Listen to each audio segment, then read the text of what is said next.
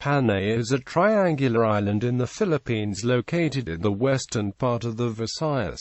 It is about 160 kilometers across, ranking the sixth largest of the islands in the country.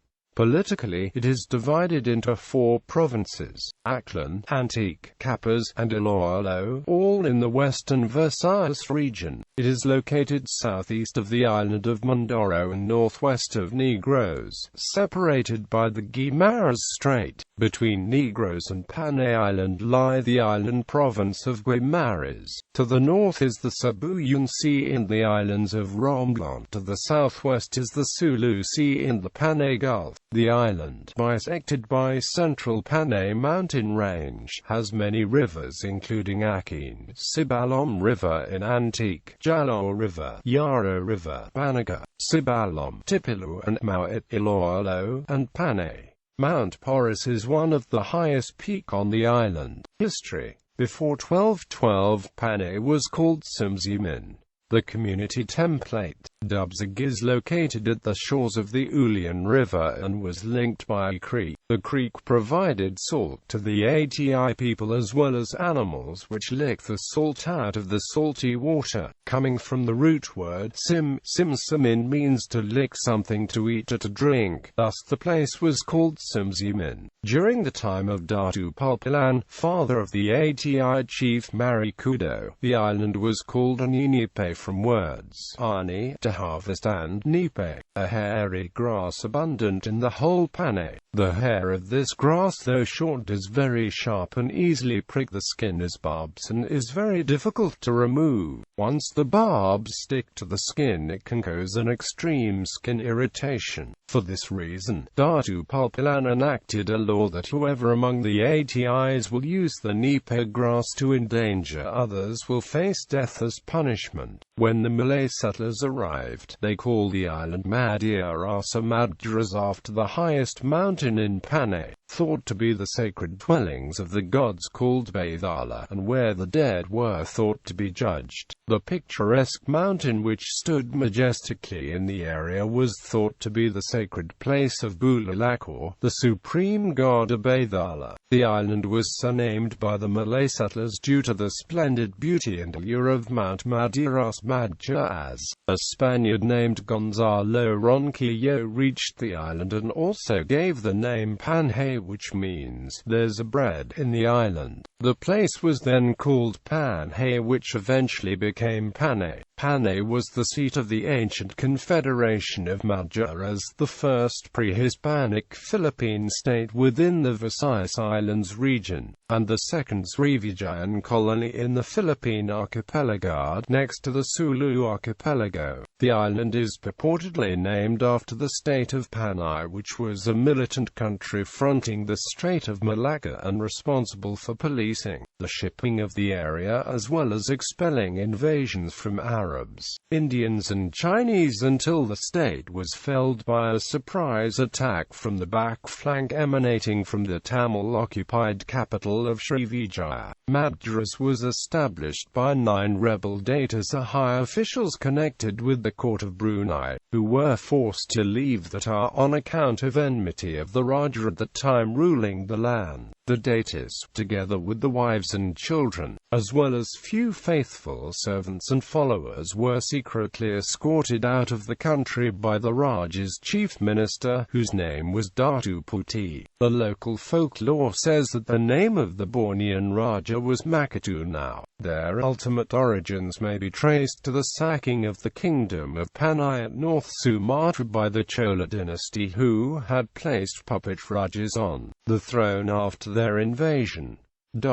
The island of Panay having been named after the dissolved kingdom of Panay, they embarked on sailing rafts of the type used by the Visayans in Sumatra and Borneo. According to tradition, which survive in the local culture of Western Visayas, this seafaring vessel is called barangay, from which barangay, the smallest social unit in the present-day Philippines, came from. The semi-democratic confederation reached its peak during the 15th century under the leadership of Datu Padoy Yinog when it warred against the Chinese Empire. the Rajanate of Butuan and the Sultanates of Sulu and Maguindanao. It was also feared by the people of the Kingdom of Manila and Tondo. It was integrated to the Spanish Empire through pacts and treaties by Miguel López de Legazpi and his grandson Juan de Salcedo. During the time of the Hispanization, the principalities of the Confederation were already developed settlements with distinct social structure, culture, customs, and religion. Among the archaeological proofs of the existence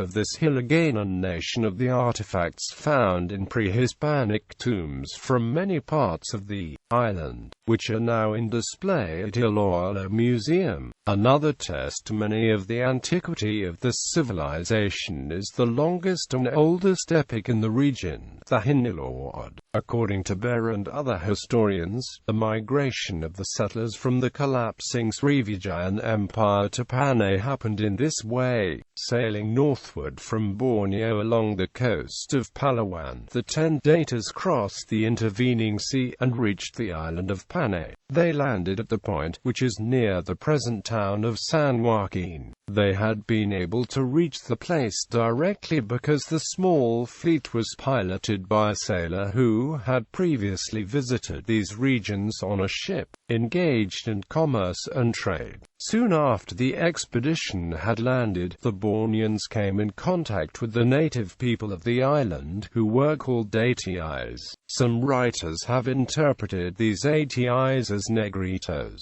Other sources present evidence that they were not at all a dwarfed primitive people of Negrito type, but were rather tall, dark-skinned Indonesian type. These native Atis lived in villages of fairly well-constructed houses. They possessed drums and other musical instruments, as well as a variety of weapons and personal adornments, which were much superior to those known among the Negritos. Negotiations were conducted between the newcomers and the native Atis for the possession of a wide area of land along the coast, centering on the place called Andona, at a considerable distance from the original landing place. Some of the gifts of the Visayans in exchange of those lands are spoken of as being, first, a string of gold beads so long that it touched the ground when worn, and second, a salakit, or native hat covered with gold. The term for that necklace is manangyad, from the Hiligaynon term sangyad, which means touching the ground when worn. There were also a variety of many beads, combs, as well as pieces of cloth for the women and fancifully decorated weapons for men. The sale was celebrated by a feast of friendship between the newcomers and the natives, following which the latter formally turned over possession of the settlement. This so-called Barter of Panay is annually commemorated in popular festivals such as Atiatahan in Aklan and Dinagyang in Iloilo. Afterwards, a great religious ceremony was held, with a sacrifice to the settlers' ancient gods performed by a priest whom they had brought with them from Borneo. Following the religious ceremony, the priest indicated that it was the will of the gods that they should settle not at Andona, but rather at a place some distance to the east called Malandog, now a barangay in Hamtic province of Antique, where there was both much fertile agricultural land and an abundance supply of fish in the sea. After 9 days, the entire group of newcomers was transferred to Malandog.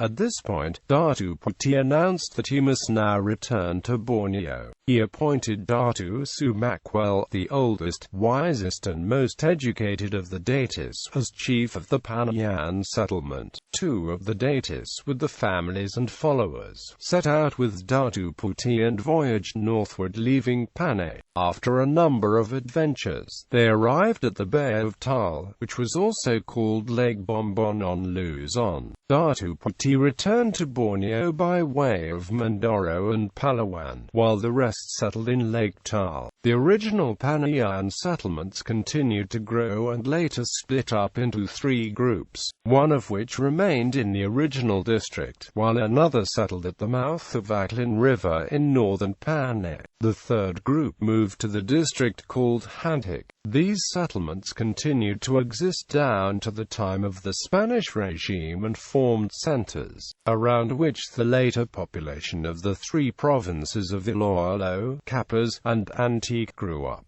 An old manuscript Marguitas of uncertain date give interesting details about the laws, government, social customs, and religious beliefs of the early Visayans, who settled Panay within the first half of the 13th century. The term Visayan was first applied only to them and to the settlements eastward in the island of Negros, and northward in the smaller islands, which now compose the province of Romblon. In fact, even at the early part of Spanish colonialization of the Philippines, the Spaniards used the term Visayan only for these areas, while the people of Cebu, Bohol, and Leyte were for a long time known only as Pintados. The name Visayan was later extended to them because, as several of the early writers state, their languages are closely allied to the Visayan dialect of Panay. Gabriel Ribera, captain of the Spanish Royal Infantry in the Philippine Islands, also distinguished Panay from the rest of the Pintados Islands. In his report regarding a campaign to pacify the natives living along the rivers of Mindanao, Ribera mentioned that his aim was to make the inhabitants of that island vassals of King Don Felipe,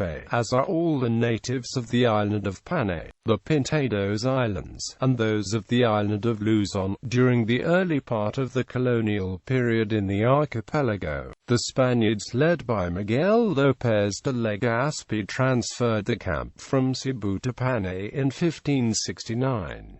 On the 5th of June 1569, Guido de Lavezaris, the royal treasurer in the archipelago, wrote to Philip II reporting about the Portuguese attack to Cebu in the preceding autumn. A letter from another official, Andrés de Mirandarola, also described briefly this encounter with the Portuguese. The danger of another attack led the Spaniards to remove the camp from Cebu to Panay, which they considered a safer place.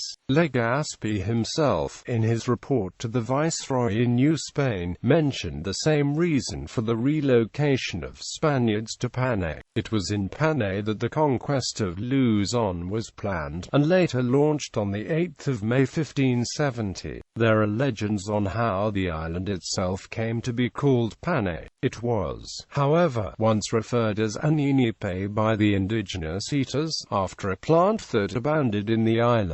Later, the Malay settlers, who first arrived in the island in the 12th century, called it Madjas. Another legend has it that Legazpi and his men, in search of food as they moved away from Cebu, exclaimed upon seeing the island, "Panay en esta isla." So they established the first settlement in the island at the mouth of the Bannock, a river in Capiz, and called it Panay. This was the second Spanish settlement in the Philippines, after San Miguel, Cebu.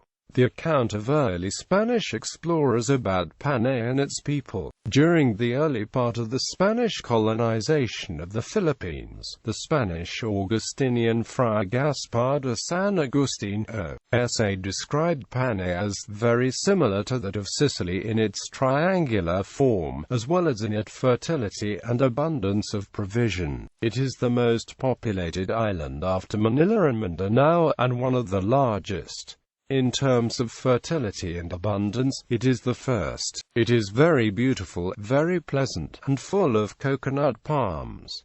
Near the river Alaga, which empties into the sea 2 leagues from the town of Dumangas, in the ancient times, there was a trading center and a court of the most illustrious nobility in the whole island. Padre Francisco Colin, an early Jesuit missionary and provincial of his order in the Philippines, also records in the Chronicles of the Society of Jesus that Panay is the island which is most abundant and fertile. Miguel de Luaca, who was among the first Spanish settlers in the island, made one of the earliest accounts about Panay and its people according to a Westerner's point of view. In June 1582, while he was in Arizona, Arevalo. He wrote in his Relación de las Islas Filipinas the following observations. The island is the most fertile and well-provisioned of all the islands discovered, except the island of Luzon, for it is exceedingly fertile, and abounds in rice, swine, fowls, wax, and honey. It produces also a great quantity of cotton and abaca fiber. The villages are very close together, and the people are peaceful and open to conversion. The land is healthful and well-provisioned, so that the Spaniards who are stricken in other islands go thither to recover the health. Quote, the natives are healthy and clean, and although the island of Cebu is also healthful and had a good climate, most of its inhabitants are always afflicted with the itch and buboes. In the island of Panay, the natives declare that no one of them had ever been afflicted with buboes until the people from Bohol, who, as we said above, abandoned Bohol on account of the people of Maluco, came to settle in Panay and gave the disease to some of the natives. For these reasons the governor, Don Gonzalo Ronquillo, founded the town of Arevalo, on the south side of this island, for the island runs north and south, and on that side live the majority of the people, and the villages are near this town, and the land here is more fertile. Quote, this probably explains why there are reference of presence of pintados in the island. The island of Panay provides the city of Manila and other places with a large quantity of rice and meat. As the island contains great abundance of timber and provisions, it has almost continuously had a shipyard on it, as is the case of the town of Arevalo, for galleys and fragatas. Here the ship Visayas was launched. Another Spanish chronicler in the early Spanish period, Dr. Antonio de Morga, is also responsible for recording other Visayan customs. Customs such as Visayan's affinity for singing among the warrior castes, as well as the playing of gongs and bells in naval battles. The customary method of trading was by bartering one thing for another, such as food, cloth, cattle, fowls, lands, houses, fields, slaves, fishing grounds, and palm trees.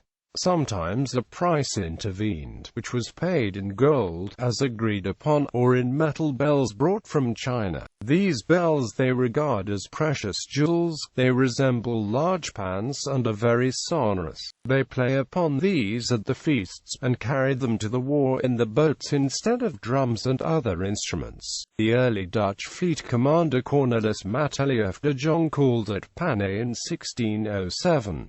He mentions a town named Oten on the island where there were 18 Spanish soldiers with a number of other Spanish inhabitants, so that there may be 40 whites in all. He explained that a lot of rice and meat is produced there, with which they supply Manila. The island lent its name to several United States Navy vessels, including the US Panay, sunk in 1937 by the Japanese in the Panay incident. Geography. Boracay, an island 2 kilometers to the northwest and part of Aklan province, is a popular tourist destination.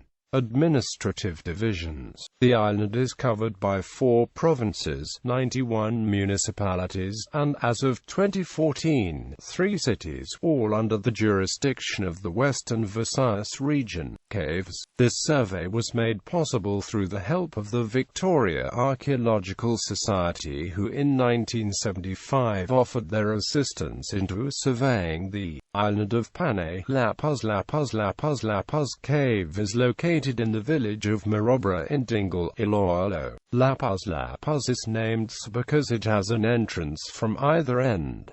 It is approximately 90-meter long and located in a mountainous terrain. Its closest source of water is Butak Cave. Next closest is the Jalord River. It was occupied about 800 years ago, used for no more than 200 years, occupied intensively occasionally rather than continuously. Cultural layers are strongly alkaline. Cultural sediments are mostly clay and silty foam with some debris from the roof of the cave. A significant number of this must have come from the outside, possibly due to erosion and due to larger amounts of leaching. Two species of bat inhabit La Paz cave, species Onycteris longicordia and genus Pipistrellus. Based on archaeological evidence, remains of larger animals were dumped in the rear of the cave, while the bats were dumped near the entrance of the cave. Deer, pig, civet, rat, monkey, lizard, snake, turtle, crab, frog and fish remains were found as well. Earthenware found was most likely shaped by a paddle and an anvil. The paddles mostly used for decorative than utilitarian purposes. Most sherds appear to have been used for cooking, because its parts are blackened to some extent. Deposits of carbon also found inside the pots. The other sherds were used either as bowls or goblets.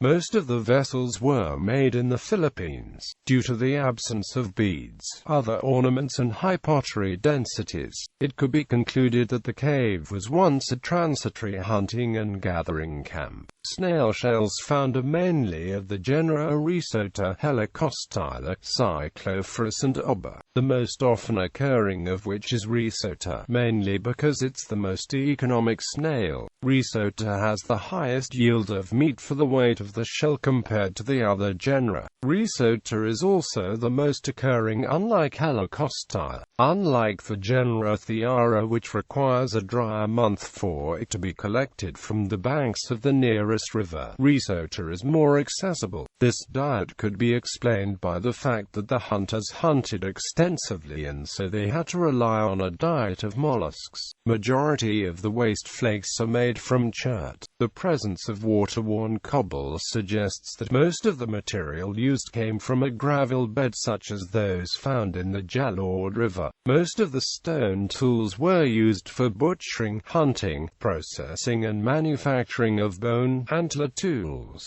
Norland Cave is situated at the foot of Mount Agmasibes in Barangay Concepcion, municipality of Dumalag, Capiz. It is around 1.5 kilometers west of the Panay River, the Panay River being sandwiched between rugged limestone mountains. Norland Cave is 18 meters long and 5 meters outward. It is estimated to be 800 BP old. There are 3 caves within the vicinity, all of which are habitable by humans but doesn't show any evidence of human habitation. This is probably because the Norland rock shelter has a more accommodating environment. No sources of water have been found in the immediate vicinity of the caves of the rock shelter. Sediments are highly alkaline, favoring the preservation of bone. There is approximately 120 centimeters of deposit, fairly uniform in depth. The deposit is mostly midden, containing concentrations of bone, shell, some stone and little charcoal. Thiara tuberculata composes 78% weight-wise and Risota composes 7 to 15% of the total weight of shells. However, Risota still significantly contributes to the total meat weight. Norland Cave's taxonomy is the same with the La Paz Cave except for the lack of civets. In terms of animals, the major target was deer for most of the habitation, while pig was being targeted more during the later years. Like La Paz, Norland was also a hunting assemblage where animals were butchered and the bones broken into splinters by some form of heat treatment. The earthenware found inside the cave were polished utilitarian vessels, mainly for cooking. For the rest of the habitation of the cave, there were no changes in the design and function of the earthenware. Minerals such as hornblende quartz and a red cryptocrystalline quartz were found as inclusions of the sherds. Langub Cave can be found in Barrio de Loras, Dumalag, Capiz. It is southeast of Norland and surrounded by a light rain forest. Its entrance is 27 meters wide and 20 meters, although the eastern side is blocked by a rock fall. The floor of the cave is flat but filled with damp and slippery clay. It could be 4,000–1,000 BP old. Like Norlan and Lapuz Cave, Langub was a hunter-gatherer site where the hunting parties brought earthenware occasionally. There were 6 species present in the analysis of the mollusks. However, Rhizoteria and Thiara tuberculata were the most common species found. Rhizoteria composes 95% of shell meat contribution, meaning there was a consistent collection of this species from the forest environment. Thiara, on the other hand, is due to the fact that the site is closer to a spring where they were collected. Of the bones found, most of these were for smaller animals such as bats. Remains of rodent, reptile, pig, civet, fish and deer were found. The cave shows signs of butchering but no presence of bone or antler tools. Stone tools found in the cave were made from cryptoscaline quartz, andesite, basalt and granite. Although majority of the stone tools were made from cryptoscaline quartz, most tools found were utilitarian. Earthenware pottery was rare. Guimaras Cave is a large rock shelter found in Barangay Tibayog, Calanog, Iloilo. It is located in the mountain chain dividing Iloilo from Antique. Guimaras' location could have been a very rich source of resources before deforestation occurred around the 1940s. The floor of the shelter is flat and dry. The walls are made up of a coarse conglomerate, which weathered and eventually covered the floor with small water-worn pebbles. Floor deposits are full of small holes because of termites.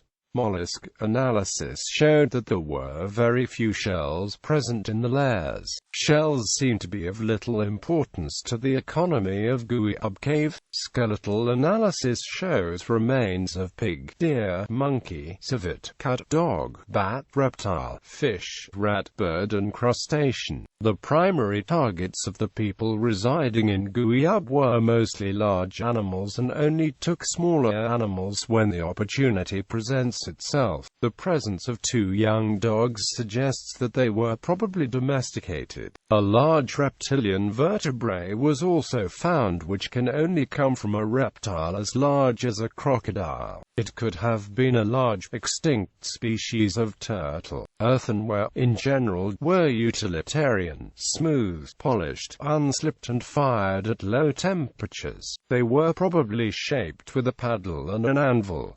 2 sherds have charcoal deposits indicating that these were once charcoal burners or stoves. Most of the evidence uncovered was made of cryptocrystalline quartz. The others were composed of hornfels and andesite. The Pilar Caves is located in Pilar Capiz. A large amount of caves were damaged due to guano digging. In search of a site with archaeological artifacts in their original places, an overhang was examined. The overhang was dated based on a charcoal sample found.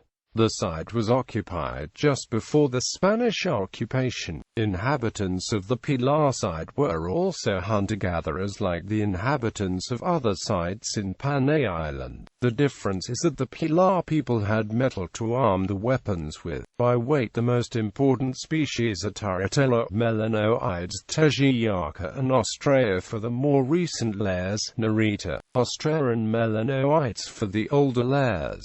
Very few of the shells have burned. Remains of pig, deer, rodent, reptile, monkey, crab and fish were found. Presence of human molars and mammal long bone fragments implies the possibility of the place being used as a burial site. The limited remains of the animals such as the pig suggests that the animals could have been domesticated for food.